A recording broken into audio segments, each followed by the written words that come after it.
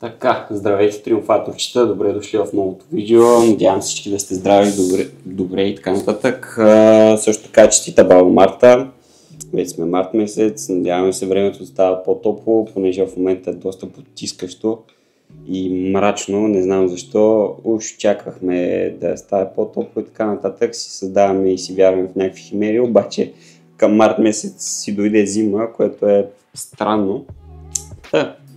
Направо да навлизам в темата, какво ще правим в това видео. В това видео ще ви обясня какви добавки приемам аз и защо смятам, че те са ключови за възстановяването на един спортист. Като едната от добавките, поне аз не бях чувал за нея, според мен е доста нова, понеже и трудно се намира и смятам, че е доста специална. Тя е един вид коензим, който така подпомага подмладяването, по-скоро забавя стареенето, дето няма как да се подмладим.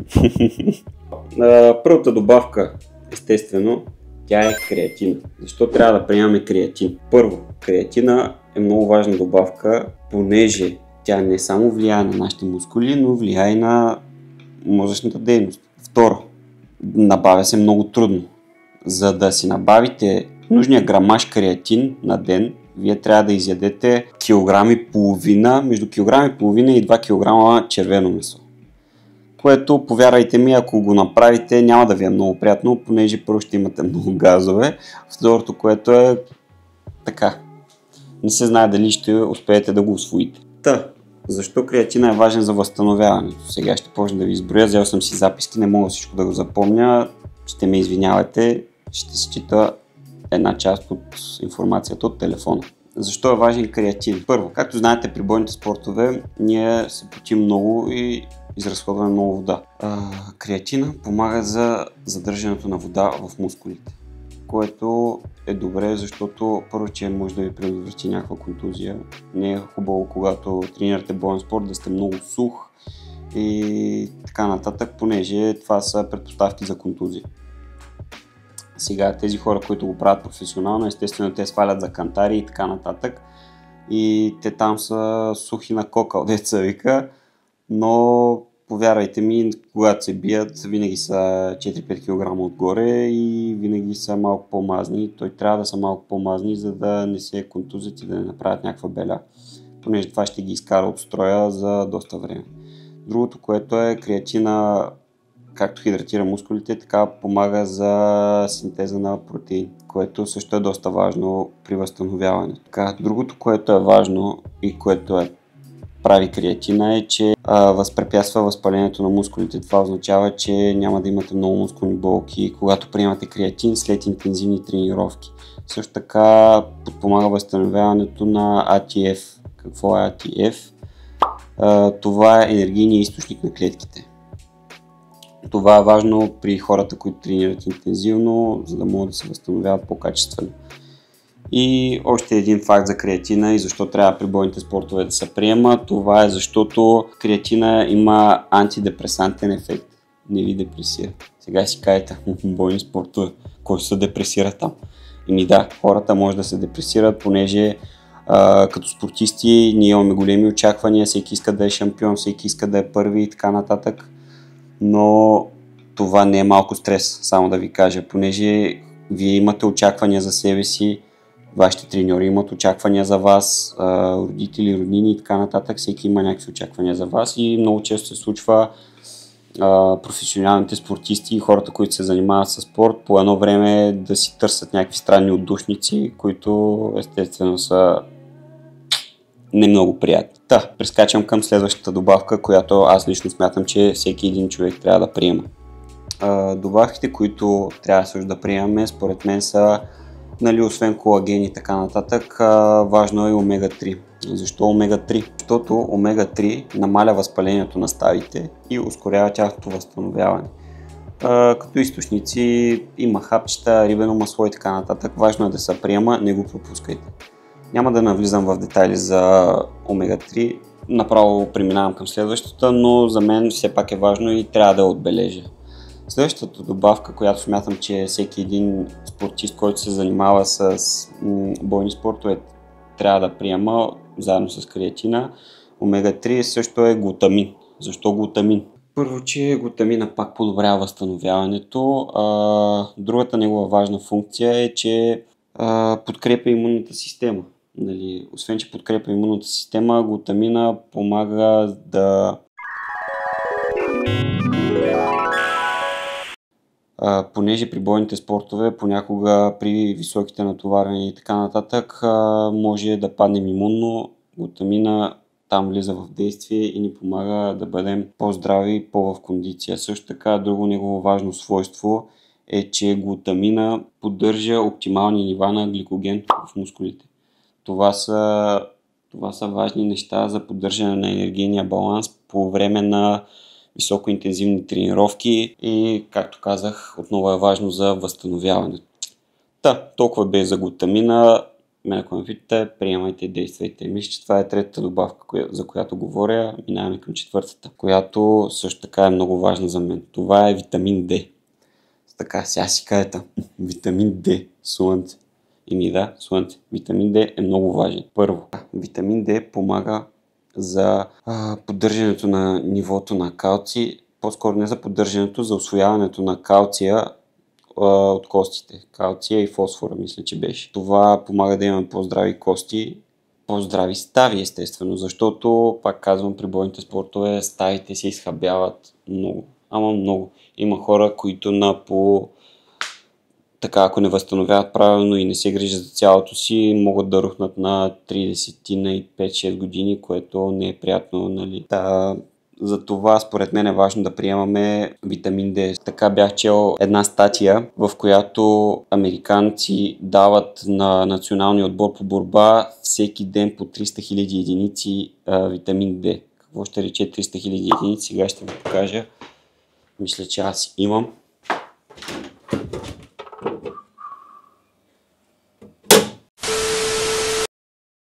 Аз си мислех, че съм си взел. Това е един вид витамин D на марката Девид. Това е турска аптечна марка. Мисля, че това витамин D може да се и бие, има предвид може да се инжектира в кръвта, което, нали, аз не препоръчвам. Първо, че мен ме е страх малко от игли. Така да не ме е страх от игли, но така, не е приятно според мен, може да се приема и орално, като сега ще ви покажа. Едитора ще сложи тук снимка на това Девид, 300 000 единици. Това са ампулки, които може да си ги приемате примерно на 2-3 седмици един път. Според мен е окей.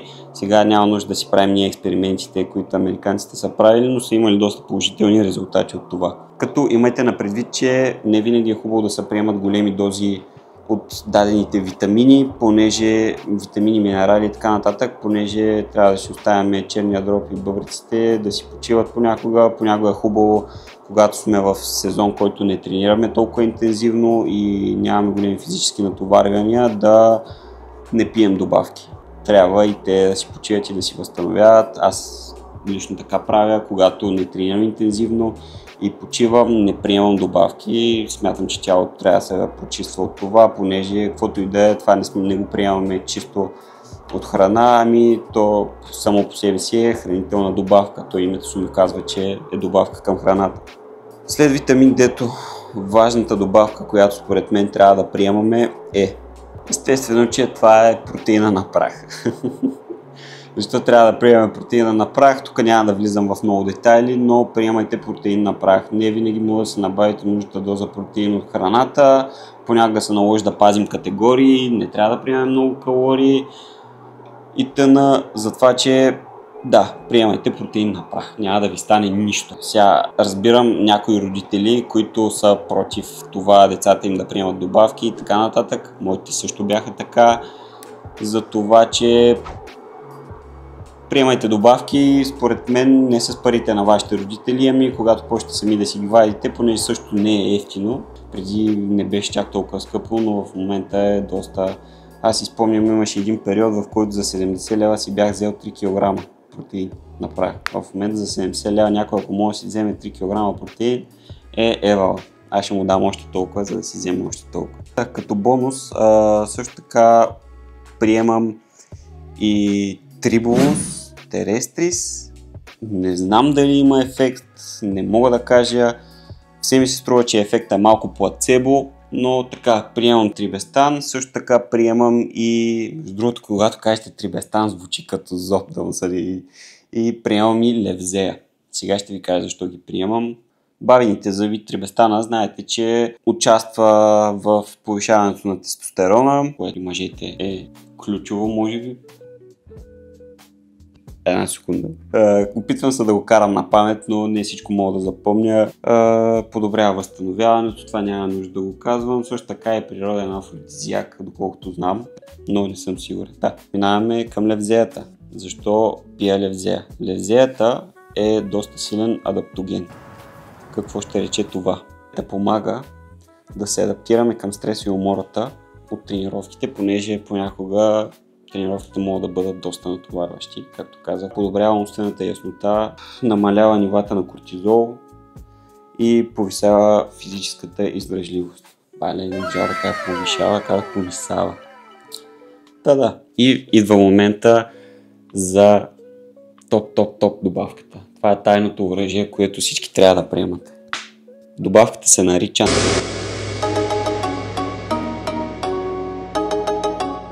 НАД.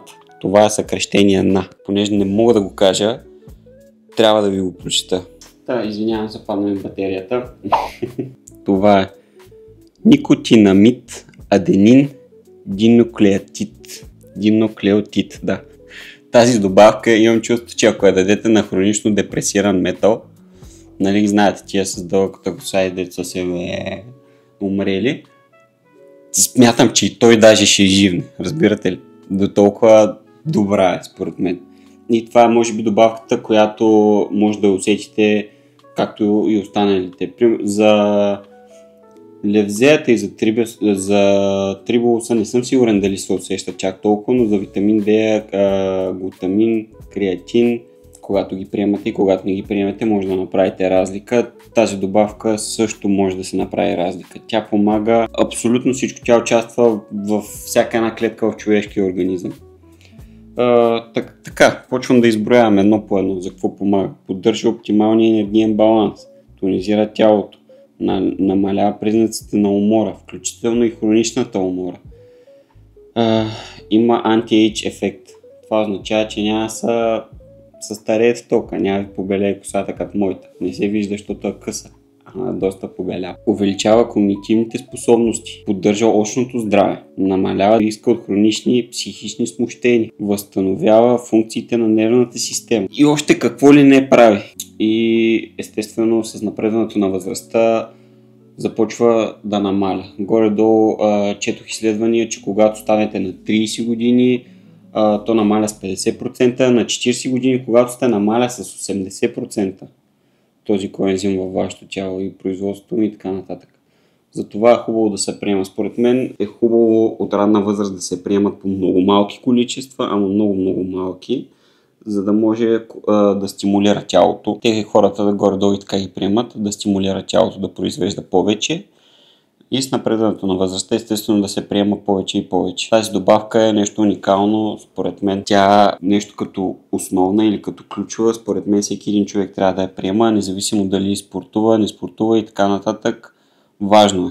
Важно е и така, доста нова добавка. Има много малко производители, които я продават на пазара, като един от тях мисля, че марката се казва Double Wood. Аз не знам защо не ви ги показвам. Тогия дали, както и да е. Това е друга тема. Така. Забих. Тотално. Това ще го режем. Nope. Така. Видеото ще ги слага тук. Добавките, които ги препоръчвам. И така, благодаря ви за вниманието. Надявам се видеото да ви е харесало. Ако ви е харесало, лайквайте, абонирайте се за канала, очаквайте още такива видеа. Очаквайте скоро, смятам да правя видеа, храня се като еди кой си. Живея живота за един ден на еди кой си. Да кажем, някаква известна личност. Имам желание това да го направя, ще бъде интересно. Обичам да си поставям такива челенджи, затова че очаквайте скоро. И до нови срещи. Много запрах.